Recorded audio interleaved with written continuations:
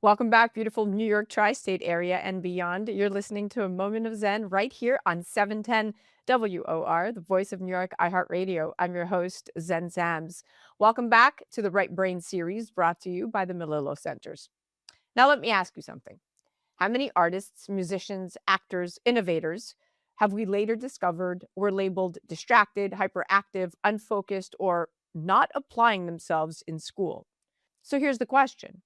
What if the classroom simply didn't speak their language? What if what looked like distraction was actually a brain wired for rhythm and pattern and emotion and intensity? Now, according to the CDC, approximately 1 in 9 children in the United States is diagnosed with ADHD. And I'm going to say that that number is higher. But studies from Harvard's Innovation Lab show that individuals scoring high in creative ideation often display traits associated with attention variability, including hyperfocus and divergent thinking. So, this conversation is not about labels, it's about wiring. Joining us, as always, is world renowned neuroscientist Dr. Robert Melillo, author of the New York Times bestselling book Disconnected Kids. We're also joined by singer songwriter and creative force Alice Melillo, co founder of the Right Brain podcast. She's lived through her own journey of right brain intensity and balance. And today we welcome artist, storyteller, and sonic architect, Unique International, whose sound doesn't follow trends, but rather it creates them. Unique International, welcome back to the show, superstar. It's been quite a while. What's up? Thank you for having me. So excited to have you back, Dr. Melillo and Thank you Ellis. for having me. So refreshing to see you again. So happy to be here. Always great. Thank you. Unique, I'm going to start with you. There's a pattern we keep seeing, right? Creative Mhm, powerhouses who later reveal that they struggled in traditional academic environments. And mhm, I was fascinated to hear your story. So there's linear systems that reward compliance and repetition, but creative brains, they often operate through association and imagery and rhythm. So, mhm. Unique International, when you think back to school, did it feel like you were learning in a system built for someone else's brain? Absolutely. 'Cause, in school, they don't really teach you what you need to know to be in life, Like, school is good for certain things, but as an artist, it's no creativity, you know? You kinda learn as you go, but it still doesn't, like, help you in your journey. That's how I feel. So why do you feel like you never fit in school? I just always felt like I was different. I was actually a loner. Believe it or not, I was kind of a nerd. I didn't have very many friends. I went home by myself and I beatboxed in my head. I closed my eyes. Remember the joysticks back then, the Ataris and everything. So yeah, we couldn't afford Yes. that.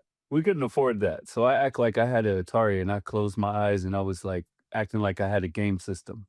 It's a powerful distinction, right? Well, when you're talking to somebody creative, and Dr. Miller is gonna break this down for us, but when you look at some of the statistics, the National Center for Education Statistics, they show Mhm. that structured, lecture-based learning, Mhm.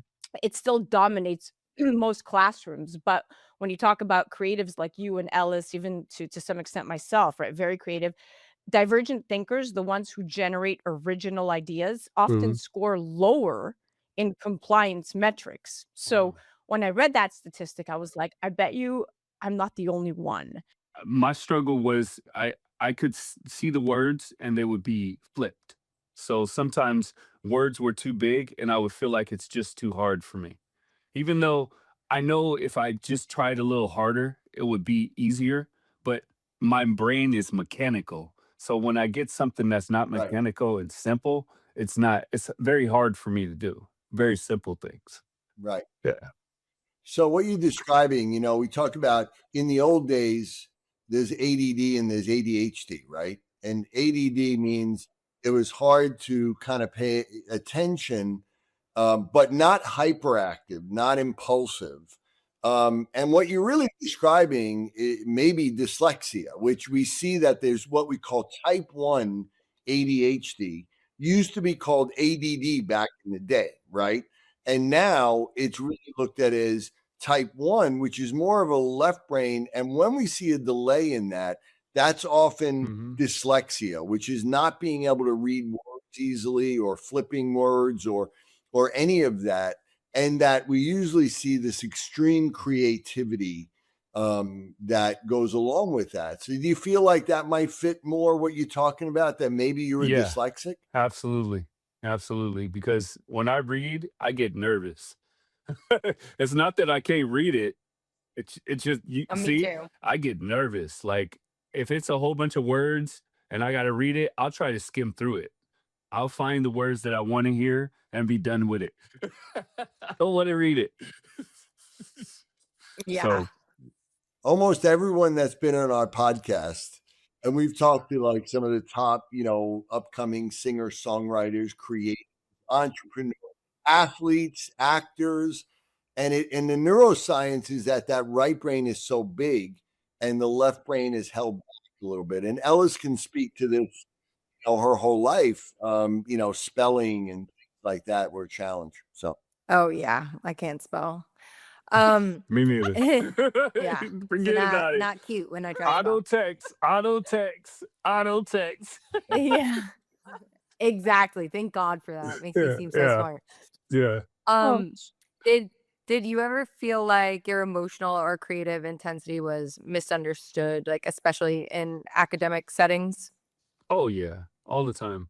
But here's the thing: I played basketball. I played all the sports, but I felt like I was still an outsider. I was really good at almost every sport, but nobody wanted to give me a chance. The coach gave me a chance and I did my thing, right?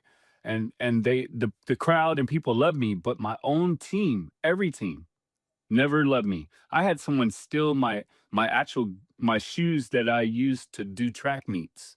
And right at the track meet, they stole the shoes. Yeah. Where do they live? I'll find them. Yeah. yeah, let's Wow. keep yeah. Yeah. It was serious. I was like, I don't even know why that even happened because I was getting all the scores for everybody. I did the 100 mile dash, and then I did the hurdles and the leaps. I was pretty good at it, to be real. I was really good at it. So What's interesting is hyperactivity isn't always excess energy, right? yeah. Sometimes it's just understimulation. Because when you look at the neuropsychology, I mean, the writing is there. Mhm. Dopamine-seeking behavior often drives creative exploration. So, actually, Ellis, that intensity can feel isolating growing up, right? Oh, yeah, for sure. Mhm. Very isolating. And And we've being like a creative and you're incredibly sensitive as well. It's like it can be a tough mixture. Mhm. And having no friends, it was not easy. I was really short in high school. Like I was not that tall. So I'm 6'3" now, but I was like five something. So Oh, wow. yeah, I didn't grow until I would say junior year, probably. Yeah, that's when I started growing. Yeah. Well, you both Ellis and you, there's a correlate there. You're both emotionally intense, right? And emotional intensity correlates with right hemisphere Yeah. dominance and limbic activation, and those are the same circuits that amplify feeling, also amplifies artistic depth, right? So what classroom calls too much, stages like the ones you perform on Yeah. call magnetic. So Unique International, let's talk about hyperfocus. Okay. So ADHD research shows that many individuals struggle with sustained attention in low interest tasks, but can actually enter extraordinary concentration during passion driven Oh yeah. activities. So, when you're creating music, do you enter that tunnel vision where hours feel like minutes? Absolutely. I will get in the studio and be down in the studio for hours and don't even realize it. Like once I get on the song and I feel like it's not perfect, I'll redo the whole song. But I don't know that it took me 8 hours to do that song. I'm still thinking it only took me 2 hours. In my mind, I'm thinking Mhm. I've been here down here how long? And then when you come up, it's nighttime. It was daytime when I came in. Now it's nighttime. So yeah, definitely. That's for sure. So what you're describing is actually called flow state. It was first Yeah. studied by psychologist Mihaly Csikszentmihalyi, and what he says is during flow, parts of the brain responsible for self-doubt quiet down while the creative networks synchronize. And the Wow. same brain that couldn't sit still in algebra may actually compose for 6 straight hours. So Wow. Dr. Melillo, what's That's happening amazing. neurologically right there? Yeah, well, what you're describing is, like when we talk about hyper focus, again, there's different versions of it. We Mm. get someone, let's say, who can be autistic with a very strong Mhm. left brain or a classic ADHD, and they can hyper focus on reading a book or studying or, memorizing facts or details and be able to reiterate it. Whereas someone that's in the creative aspect may really focus and not be able to hyper focus on that, but can hyper focus on something creative or something they love. By the way, being a great athlete is usually more of a right brain dominant thing, but flow is really something that is more right brain. When you're in that, most athletes, when they're in the middle of a game, I remember as a quarterback, I would forget completely everything, and I would be able to just see the receiver with people coming at me. And I'm sure when you're on a show and you're performing, you're in that flow, or when you're in the Oh, yeah. creative. But to be able to hyper focus on something like reading or memorizing, you can't do that, right? And that is kind of the difference. It's not that, so it's not really an attention deficit, it's an attention deficit for a specific type of attention. Mhm. And that's where, usually kids that are right brain dominant are pretty social, but they also are very emotional. So did you feel Mhm. like you might have been shy? Like, were you kind of afraid of being judged, or were you bullied or afraid of being bullied, or, making a mistake? Was that something that maybe drove other people to not really like you, or anything? What do you think was the root of that? I just think that I just didn't fit in places. In high school, I felt like I was too different than people. Like, I had a couple friends, 2. One died, the other one, um, is still alive, of course, but that was the only friends I had. They understood me because I was talking in riddles a lot when I was younger, and, people didn't understand. Riddles. Yeah, like, I was just too smart for my brain. Let's just how you feel, you just constantly thinking? Well, my brain wouldn't stop. I already knew what I wanted to do when I got out of high school. My brain was already set. I already knew what I wanted to do. So, So a lot of what we see are these imbalances are related to immaturity issues, where some areas of your brain may be more mature than other people around you, but at other parts of the brain are maybe a little bit behind. And mhm, the right brain actually is really the more powerful brain. It mm, can synthesize multiple streams of information, wow, and it instantly knows the answer, and it is visionary, right? You kind of have a vision of things and understand things at a deeper level. And it sounds like maybe that's where you were looked at as different. mhm, But that also relates to your creativity, and thank God you were able to find your right path for that. That's wonderful. yeah, So Ellis, it's interesting because, for we've been doing this series for a couple of months now, and we always talk about, um, the artist mind mm, correlation, but it's interesting because you mentioned once that writing for you is oh, yeah, therapeutic, right? You get your tension, your anxiety, and a lot of people journal, you yeah. write songs. I'm Mhm. interested to hear your perspective on that, Unique International. Is that therapeutic for you? It's like almost the equivalent of journaling when you're writing a song? Yeah, when I write a song, there's thoughts going through my mind. I don't just write. I create magic. I don't just write a song. It's got to make sense to me. Even today, every 4 days, like, I'll get it in the feeling where I need to go down to the studio and just either make a beat or write something. So, I've got over 10,000 songs. We'll just say that. Because yeah, and they're all good songs. Wow. Because I don't make, like I said in the beginning, just to recap, I don't make songs that don't make sense. Period. All my songs have feelings and messages or how I felt that day. I like to relate to the world, not myself. I like to relate to the world when I write.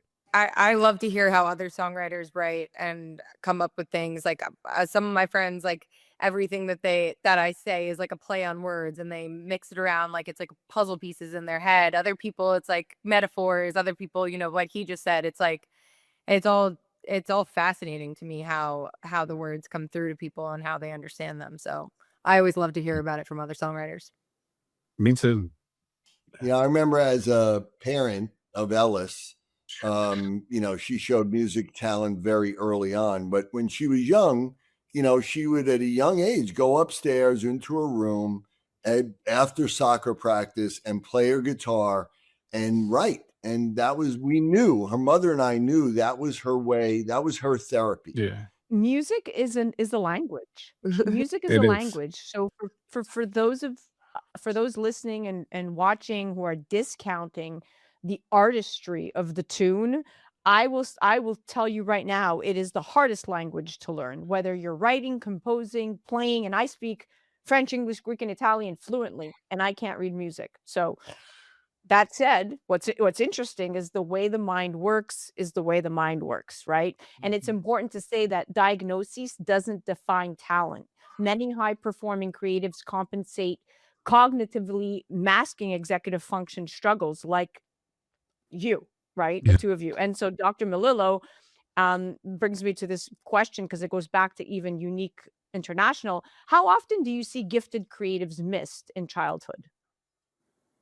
Oh, that's a lot. I mean, because a lot of what it shows up as is either, maybe some sort of an intentional issue, or a lot of it's emotional regulation.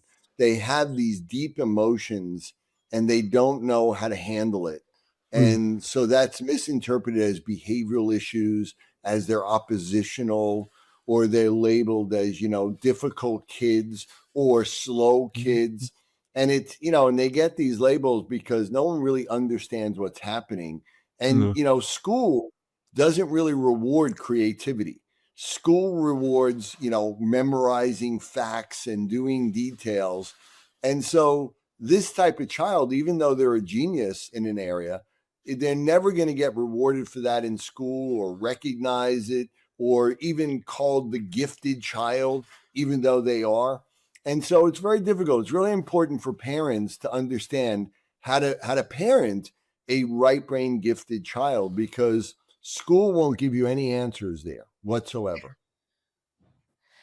You could say that again. And what's interesting is that music, right? Talking both to Unique International and Ellis right now, guys, music activates those bilateral brain networks. Rhythm engages motor context, melody engages right temporal regions, lyrics activate language circuits. So it's one of the most neurologically integrative experiences out there. And I mean, the fact that you guys are both music geniuses. I mean, you are truly talented. So, and I don't want anyone discounting that because it's just music, as it's Mm. not. It's so much more than that, right? Art isn't distraction, it's alignment. Yeah, that's true. Well, we are at the end of our date, my dear friends. I thank you so much. Unique, stick around for a teaser, but thank you so much for coming on and really being open and vulnerable and having a really raw conversation. It really makes all the difference. Yeah, I love this. Thank you. I love this. This is what needs to be happening. More stuff like this is going to help Just what needs artists. to be happening. Yeah, this is going to help artists. To learn more, you can head directly to Dr. Melillo's website at drrobertmelillo.com. You can check him out on the gram at Dr. Robert Melillo. You can check out the beautiful, incredibly talented Ellis at Velvet Ellis _ and at the Right Brain Podcast. And of course, do check out our incredible guest, Unique, at Unique INT's World. So Unique INT's World International and at Unique INT on the gram. You're listening to A Moment of Zen right here on 710 WOR, the voice of New York iHeartRadio. That was the Right Brain series brought to you by the Melillo Centers. We'll be right back after this. A Moment of Zen is brought to you by the Melillo Method Centers, where hope truly lives, specializing in ADHD, dyslexia, autism, and other neurological challenges. Dr. Robert Melillo and his team create personalized treatment treatment plans that go beyond symptom management. Using advanced neuroscience, they help children and adults reach their fullest potential. Families worldwide choose the Malillo method for answers and results. Begin your journey to better brain health at drrobertmalillo.com.